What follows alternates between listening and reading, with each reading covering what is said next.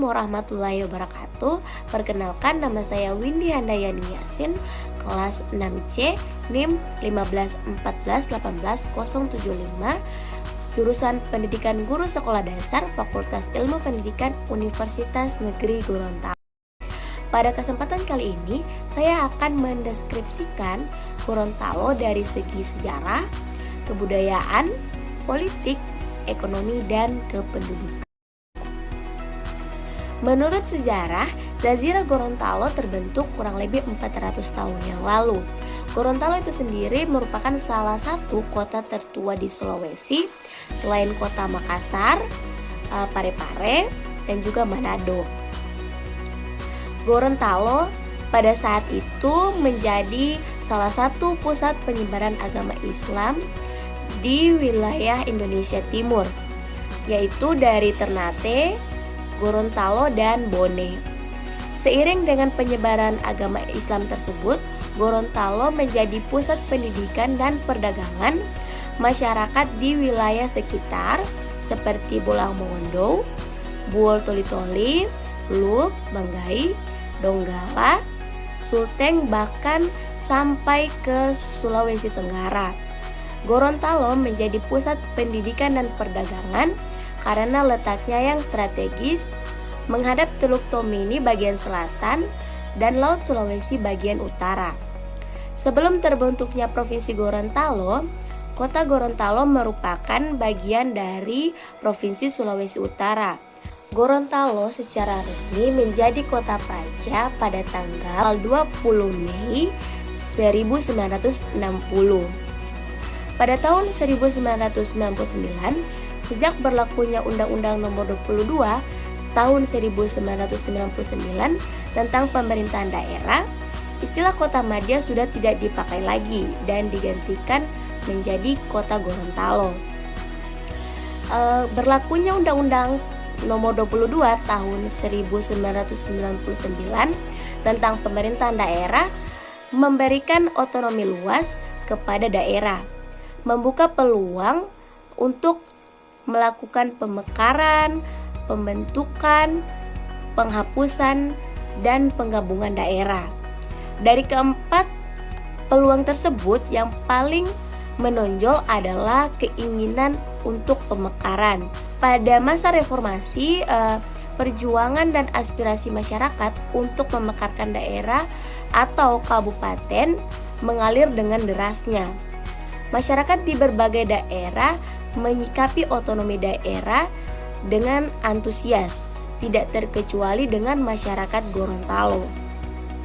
Sementara itu, sebelum proklamasi kemerdekaan dikumandangkan pada tanggal 17 Agustus 1945, ada satu daerah di Indonesia yang berhasil menyatakan kemerdekaan, menaikkan bendera merah putih, dan menyanyikan lagu kebangsaan Indonesia Raya. Peristiwa tersebut terjadi pada tanggal 23 Januari 1942. Saat itu Nani Wartabone lah yang mendeklarasikan kemerdekaan Gorontalo.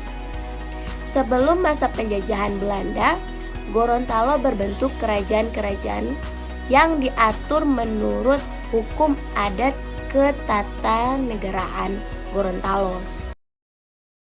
Tadi adalah penjelasan secara singkat tentang sejarah Gorontalo. Dari Gorontalo menjadi pusat penyebaran agama Islam, kemudian terbentuknya Provinsi Gorontalo, dan daerah Gorontalo adalah daerah yang pertama merdeka sebelum Indonesia. Nah, sekarang kita akan masuk pada kebudayaan di Gorontalo. Kegiatan berbudaya di Gorontalo sangat kental dengan agama Islam. Hal ini berkaitan dengan slogan masyarakat Gorontalo, yaitu adati hula-hula atau syara'a hula-hula atau Qur'ani. Adat bersindikan syara bersindikan kitabullah. Nah, jauh sebelum adanya agama Islam dengan segala pengaruh yang dibawanya ke Gorontalo, masyarakat ataupun penduduk Gorontalo tidak jauh berbeda dengan suku-suku di Indonesia yang bertebar di seluruh kepulauan Nusantara. Berdasarkan kenyataan historis, sebelum terdapat pengaruh agama Islam, sikap dan watak serta perbuatan penduduk Gorontalo seperti terlihat juga pada kebiasaan suku-suku yang lainnya. Masyarakat Gorontalo itu sangat menghormati unsur-unsur penguasa, pemuka adat, dan orang tua. Hal ini didasarkan pada kepercayaan masyarakat Gorontalo, yaitu kepercayaan tradisional. Kepercayaan tradisional ini seperti yang kita ketahui yaitu kepercayaan yang dianut oleh masyarakat Gorontalo pada zaman dulu sebelum datangnya pengaruh agama-agama di Indonesia. Jadi kepercayaan ini yaitu kepercayaan animisme, di mana masyarakat dulu mempercayai bahwa setiap benda alam itu memiliki kekuatan. Nah, tradisi-tradisi di Gorontalo ini juga diberlakukan sama. Tradisi di Gorontalo terdapat beberapa tradisi. Yang pertama, tradisi yang berhubungan dengan adat istiadat. Contohnya dia ada upacara perkawinan, kemudian ada penobatan pejabat, ada upacara pemakaman, upacara gunting rambut, dan upacara pembeatan. Kemudian tradisi yang kedua yaitu tradisi yang berhubungan dengan kesenian. Di sini ada zikir yang biasa orang Gorontalonya menyebutnya yaitu zikili. Kemudian ada buruda, kemudian ada dana-dana, dan juga ada zamra. Tradisi yang berhubungan dengan gerak atau olahraga, dia ada tarian langga. Kemudian tradisi yang berhubungan dengan sastra, dia adalah salah satu tradisi yang ada di Gorontalo yaitu Tujai. Di mana Tujai ini merupakan lantunan-lantunan syair-syair yang dilantunkan. Biasanya Tujai ini dilantunkan pada saat perkawinan, kemudian ada Tujai untuk kematian, dan juga ada Tujai untuk penyambutan tamu. Jadi jika ada tamu penting yang datang berkunjung ke Gorontalo, maka biasanya disambut dengan Tujai atau lantunan-lantunan syair. Nah, adat istiadat yang ada di Gorontalo itu mempunyai kaidah-kaidahnya sebagai pegangan untuk masyarakat Gorontalo. Kaidah-kaidah adat istiadat yang ada di Gorontalo itu yang pertama ada wudu'u, dia artinya peraturan kebiasaan. Kemudian ada adati, yaitu wudu'u yang mempunyai sanksi atau peraturan kebiasaan yang mempunyai sanksi. Kemudian ada tidope, yaitu peraturan kesopanan. Kemudian ada tombulao, dia ada peraturan kesusilaan. Dan ada butoko atau hukum, dia hukum dari olagia atau raja, dan juga bate atau pemangku adat. Mungkin jika kita mengambil hukum olagia atau raja itu mungkin pada saat peraturan terdahulu. Kita masuk pada perekonomian Gorontalo. Perekonomian Gorontalo tidak dapat dipungkiri telah mengalami kemajuan.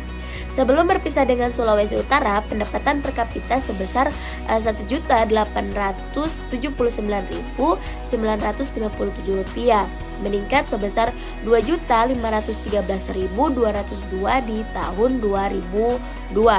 Kurun waktu 10 tahun kemudian meningkat lagi menjadi 14.811.950 rupiah. Kemudian pada tahun 2019, pendapatan per kapita Gorontalo telah mencapai 23.642.242 rupiah. Peningkatan ini tentu banyak faktor yang mendorong. Salah satunya karena produk domestik bruto yang dihasilkan terus bertambah. PDRB itu sendiri dibentuk atas akumulasi modal karena adanya investasi dan pembentukan modal kombinasi swasta dan pemerintah. Ditunjang oleh nilai tukar rupiah yang stabil, kemudian inflasi yang rendah, nilai tambah pertanian bagi daerah yang mengandalkan sektor pertanian bertambah. Perekonomian Provinsi Gorontalo sekarang ini telah menjadi salah satu perekonomian yang paling tinggi perkembangannya, mulai dari sektor pertanian, perikanan, dan jasa adalah sektor yang sangat unggul karena memiliki kontribusi yang sangat besar bagi pendapatan daerah. Selain potensi agraria, potensi kelautan Gorontalo juga sangat melimpah dan menjadi unggulan. Salah satunya adalah budidaya rumput laut yang didukung oleh program menanam rumput laut atau gemar laut. Di balik kemajuan ekonomi yang diraih di suatu wilayah, tentu terdapat masalah-masalah yang timbul. Salah satu masalah yang timbul di Gorontalo yang belum lama ini terjadi yaitu pada tahun 2020 kemarin, perekonomian di Gorontalo itu sempat menurun drastis, di mana dia terkontraksi sampai dengan minus 0,02%. Kondisi ini merupakan kondisi terburuk dalam sejarah pertumbuhan ekonomi Gorontalo dalam 10 tahun terakhir, yang selalu bertengger di atas angka 6%. Di tahun 2019 itu pertumbuhan ekonomi Gorontalo mencapai sebesar 6,40%. Nah, walaupun seperti itu, kondisi Gorontalo pada tahun 2020 kemarin itu masih lebih baik jika dibandingkan dengan pertumbuhan ekonomi secara nasional yang terkontraksi minus 2,07%. Dalam catatan Badan Pusat Statistik atau BPS, dari sisi produksi seperti sektor pertanian, sektor kehutanan, dan perikanan yang merupakan sektor penggerak utama ekonomi masyarakat Gorontalo itu mengalami kontraksi, seperti produksi jagung dan perikanan itu yang mengalami penurunan. Begitupun dengan sektor perdagangan. Jadi sektor perdagangan ini juga mengalami hal yang sama karena produksi jagung dan perikanan itu menurun. Jadi sektor perdagangan di sektor perdagangan pun perekonomian mengalami penurunan. Nah, di sektor transportasi juga mengalami hal yang sama karena terdampak pandemi COVID-19, di mana mengakibatkan jumlah penumpang menurun. Nah, sekarang kita masuk pada perkembangan politik di Gorontalo.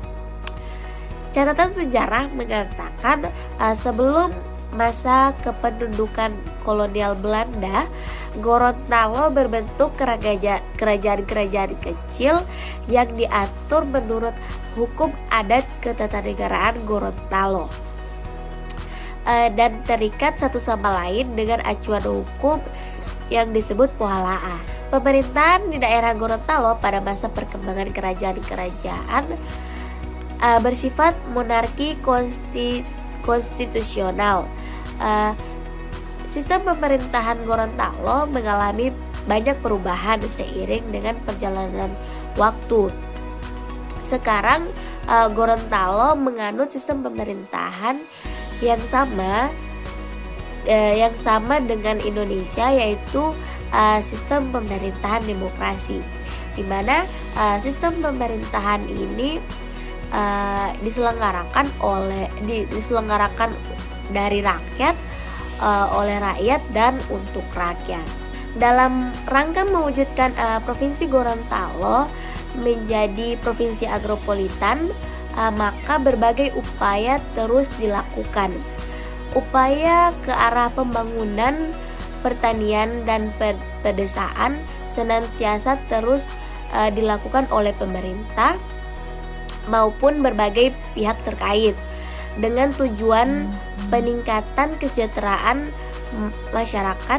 Mencermati keberhasilan pembangunan pertanian yang dilakukan oleh Provinsi Gorontalo, ternyata tidak hanya cukup dengan melimpahnya sumber daya pertanian yang dapat dijadikan modal pembangunan, tetapi sangat tergantung pada kondisi sumber daya manusia dan manajemen kepemimpinan dari suatu wilayah. Kita masuk pada perkembangan penduduk di Gorontalo. Jumlah penduduk kota Gorontalo setiap tahunnya itu mengalami perubahan. Dari tahun 2004 sejumlah 148.080 jiwa. Sensus penduduk tahun 2020 mencatat penduduk Gorontalo pada bulan September tahun 2020 sebanyak 1.171.681 jiwa. Hasil sensus penduduk 2020 dibandingkan dengan sensus penduduk 2010 itu memperlihatkan penambahan jumlah penduduk sebanyak 131.517 jiwa atau rata-rata sebanyak 13.512 jiwa setiap tahun.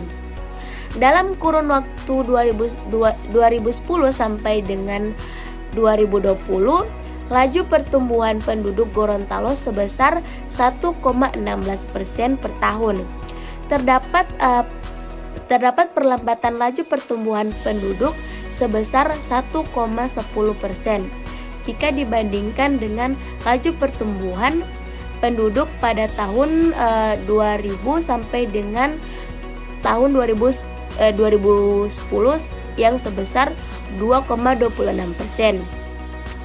Walaupun Gorontalo terus berkembang pesat sebagai pusat industri dan dagang, tetapi tidak bisa dipungkiri bahwa tingkat kemiskinan di Gorontalo masih tinggi.